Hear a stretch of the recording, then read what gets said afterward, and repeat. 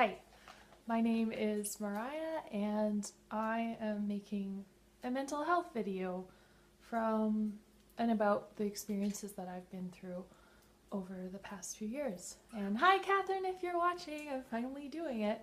Um, I'm actually gonna write a book about all this crazy stuff, but I thought I would start with a video. So, basically, I've been to the mental hospital, I've been to the psych ward. I would say it's just as bad or worse than the movies. I kid you not. It's really that weird. Um, I'll give you a bit of a backstory on me. I I was diagnosed with an anxiety disorder about 2 years ago, and I was like, all right, cool, anxiety. Like I can get through this, and I was treated with a type of med called Remeron or mirtazapine, which is known as an antidepressant. And I was on that for about 6 months, and I was tapering off of it. And um, everything was going good. I was like, I'm gonna get off of this. I'm gonna like, it causes a lot of weight gain. So I like ballooned up. I was like 140, and I went to like 160, 170, like within a matter of months, or maybe about a month. And so I was tapering off of that, and it was going good. And then I just started to notice that I felt super duper stressed, and I couldn't really think clearly, and I started to get anxiety again, which was like the biggest scary thing. But my doctor was like, "Oh, if you're not feeling too much or like too much anxiety, and if you can work through it." Sorry, I have birds over there. If you hear anything, if you, the what was I saying? So yeah, I would. I'm forgetting. Okay, yes. So I was getting anxiety back, and um, it wasn't just like chill anxiety, like all right, I'm anxious, but like it's cool. It was like I can barely breathe, and if somebody looks at me, I might faint because it's just too much.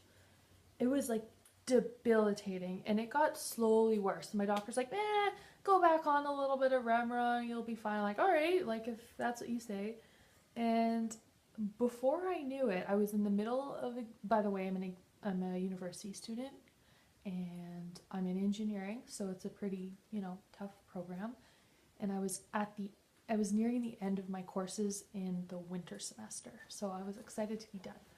And uh, yeah, I was just really losing touch with reality, um, in the sense where I couldn't like leave my house for a walk because I wanted to like get exercise, but I wasn't even physically able to walk around the block without getting so scared of just anything. The trees looked scary, everything felt terrible.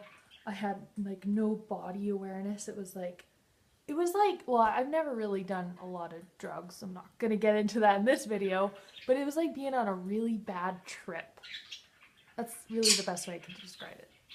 So I was like, I couldn't even open my computer and like click on the links to go look at my email because it was just too much. It was so crappy. Oh, what's this doing? It was terrible, and I knew it was heading towards the hospital, and I have been hospitalized once before that. Before, so okay, let me make this more clear. I was hospitalized last year and 2 years before. 2 years before, I was diagnosed with an anxiety disorder. I'm talking about going into the second hospitalization.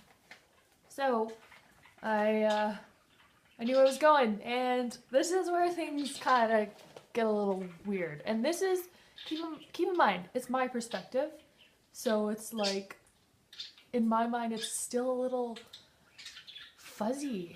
It's just weird. So this is I'm remembering my best. So hey guys, shh. They're not gonna stop talking. I'm sorry. It's just how it's gonna be. Uh, okay. Awkward laugh.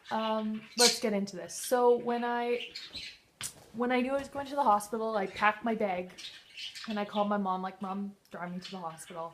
I had a meeting with my doctor, who is a psychiatrist at that time, but I knew he was going to tell me to go to the hospital because I was in no fit state of even being alone. I couldn't really care for myself. Too difficult to make food, too difficult to...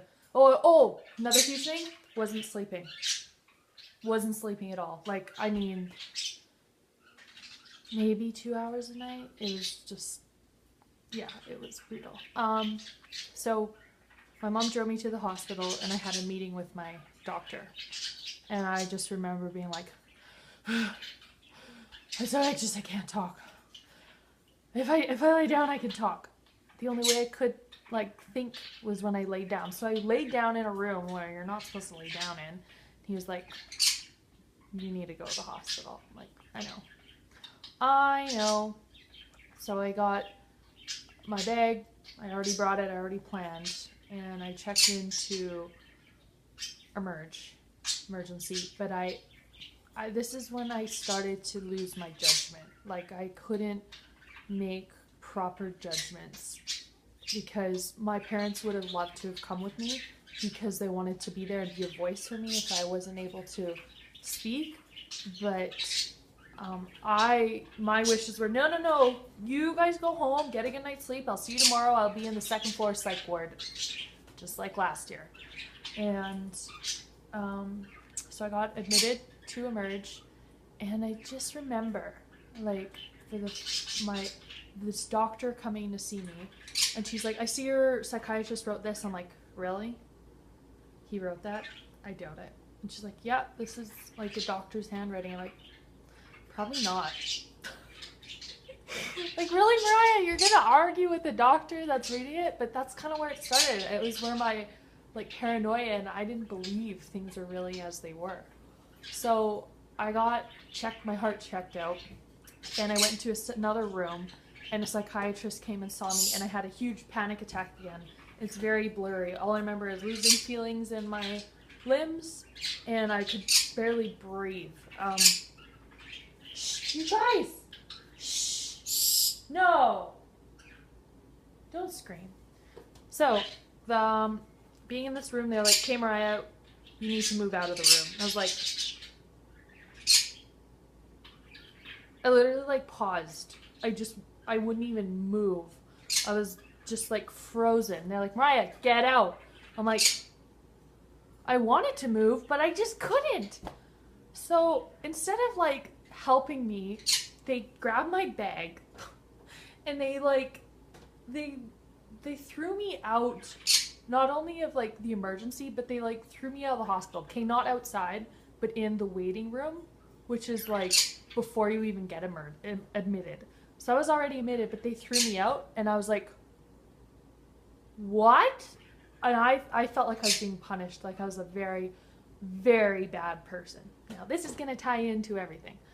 Yeah, felt like I was getting in trouble. I was like, wow. And I just cried, and I didn't know, like, when you're in that state, you don't even know what's going around you. Like, time doesn't really exist. It didn't for me anyways. It was like oddly slow or oddly really fast. So that was that. And then 2 psychiatrists came and found me, and they were like, what are you doing here? I'm like, you scared me. And then I had more anxiety, and then they're like, come in, let's go. And I fainted walking into Emerge because I just was, my blood pressure was so high. I was so scared because I know how scary it is from 2 years ago. That will be for another video. So they took me into another room. They're like, all right, we're going to admit you. I'm like, okay. So they took all my stuff away. They took my shoes away. That's a key part of the story. They took my shoes away. I had my socks and whatever, my clothes, and they led me to another room. And this is where I crack up. So they gave me a bed that was on the far side of a 3-bed room. So there was 3 beds. They were all divided, and I was on the far side. There was no window. I was just on the far side of the room, and the bed was there. And I had this thing in my head where I thought, there's no way that that bed is for me. Like, they must need it for somebody else. So I just sat on the chair beside it like this, and I was like, you can give the bed to somebody else if you want. No, it was for me because they didn't have any room up in the psych ward yet. They just had room in the emergency room. So finally they convinced me that was my bed. And then I stayed up all night, and I would go to my nurse, and I was like, this is one thing I said. I was like, hey there, everybody else has their shoes here. Can I have mine? He was like, no, you're under certain prehensiles. Like, well, what does that word mean? He's like, I'm not going to get into that right now, but you cannot have your shoes. And I was like, no. I even peeked into these poor people's rooms. I was like, see, he has his shoes. He has his shoes. Why can't I have my shoes? My feet are getting dirty. This is gross. He's like, Mariah, go lay down. Fine. So off I go and lay down for another few hours. And then the nurse came to get my blood. And the food had just came, like literally 10 seconds before he wanted to take my blood.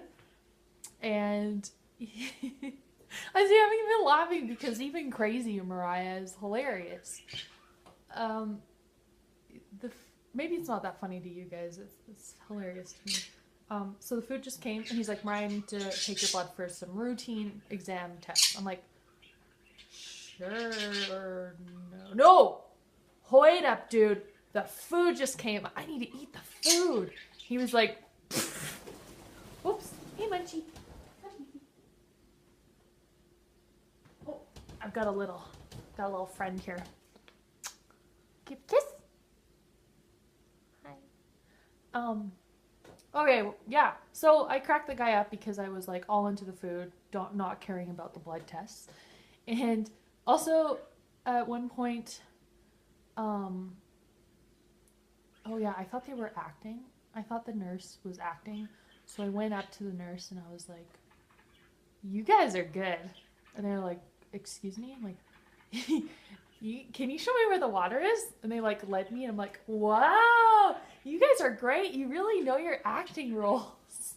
And I also gave the nurse a hard time for checking my blood pressure because he didn't write it down on paper. He wrote it down on his hand. I'm like, why aren't you writing it on paper? Why are you writing it in your hand? You're going to lose it that way. If it's actually important, you would write it.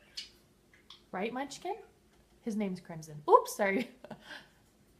So, oh man, I could talk.